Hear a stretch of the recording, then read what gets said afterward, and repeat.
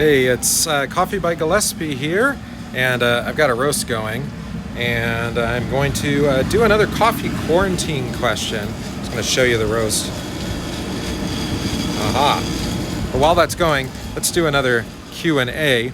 This one is on roast recipes. Now, you've noticed that our roast recipes are very intentionally weight-based, not volumetric-based, and there's a reason for that. And the reason is that coffee actually can be very different. Some coffees are larger beans, some are smaller beans, some are roasted darker, and when they're roasted darker, they expand, the volume of the coffee expands. And so you can't actually use the same coffee recipe as far as volume, like a cup measure, between different coffees. If one's darker or lighter, or if one variety is smaller or larger, you're actually going to have quite a different amount of coffee, maybe upwards of 10 or 15% more or less coffee versus the same amount of water. And that means your recipe is not going to perform the same. So I'd recommend that you actually weigh the coffee using a common kitchen scale. All right, we'll talk more about it in a moment. Let me show you two examples. The first here is this Tenebrae coffee. All right, this is one of our darker roasts. It also features not only Arabica, but also some Robusta coffee, which tends to be much larger beans. All right, and we'll compare that Tenebrae, a darker roast with a larger variety, to say, well, let's do this one. This is a Congolese coffee, and it has Blue Mountain, Bourbon, Katura, Katai, and Kabari 2 varieties. So it's a blend from a microstation, that's a processing station, a small processing station from one region. But these varieties actually are quite a bit smaller than your typical Arabica, okay? These are smaller Arabica varieties. And this customer had requested this coffee to be roasted lighter, so it actually was going to be smaller naturally. So I will distribute those and then we'll look at it in more detail. But you can see that this is a blend of varieties. They're various sizes. You can see how those beans have a fairly light brown hue. Again, lighter on camera than in person, but you can also see that they haven't expanded or broken open. That center bit of chaff is still present.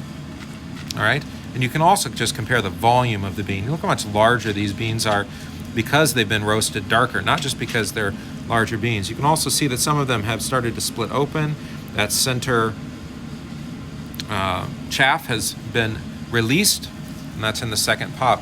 The problem here is that both of these bags had the same amount of coffee in them, but by volume, you can see if I squeeze this is quite a bit way down in the bag. This Tenebrae roasted darker, the top of the coffee level is quite a bit higher, even with the same coffee by weight.